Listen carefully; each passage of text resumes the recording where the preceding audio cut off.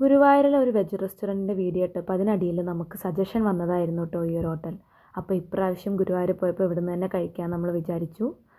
അവിടുന്ന് നമ്മൾ ഓർഡർ ചെയ്തിട്ടുണ്ടായിരുന്നത് 2 ഗീ റോസ്റ്റും 2 മസാല ദോശയായിരുന്നു കേട്ടോ. LPG ഷോർട്ടേജിൻ്റെ ടൈം ആയതുകൊണ്ട് തന്നെ അവിടെ ദോശ മാത്രമേ അവൈലബിൾ ആയിട്ടുണ്ടായിരുന്നുള്ളൂ. അതുപോലെ കോഫി, ചായ ഐറ്റംസ് ഒന്നും ഉണ്ടായിരുന്നില്ല കേട്ടോ. ഒരു ബ്ലാക്ക് കോഫി മാത്രമാണ് അവരവിടെ കൊടുത്തിരുന്നുള്ളൂ.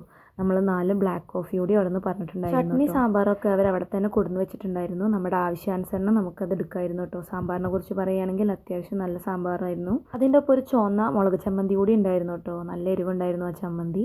ദോശ നല്ല ക്രിസ്പി ആയിരുന്നു, പക്ഷേ വലിപ്പം കുറച്ച് കുറവായിരുന്നു എന്ന് തോന്നിയിരുന്നു കേട്ടോ. പിന്നെ ഇതിൻ്റെ ആംബിയൻസ് ആണെങ്കിലും നല്ലതായിരുന്നു. നമ്മൾ ഫസ്റ്റ് ഫ്ലോറിലായിരുന്നു കേട്ടോ ഇരുന്നിട്ടുണ്ടായിരുന്നത്.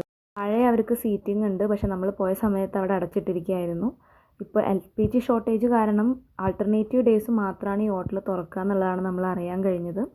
ഹോട്ടൽ ന്യൂ ഭാരതി എന്നാണ് കേട്ടോ ഇതിൻ്റെ പേര്. മമ്മിയൂർ ക്ഷേത്രത്തിനടുത്തായിട്ട് തന്നെയാണ്. അവിടെ പാർക്കിംഗ് സൗകര്യം ഇല്ലാത്തതുകൊണ്ട് തന്നെ നമ്മൾ മമ്മിയൂർ ദേവസ്വത്തിൻ്റെ പാർക്കിങ്ങിലായിരുന്നു കേട്ടോ കാർ ഇട്ടിട്ടുണ്ടായിരുന്നത്. 30 രൂപയായിരുന്നു പാർക്കിംഗ് ഫീ.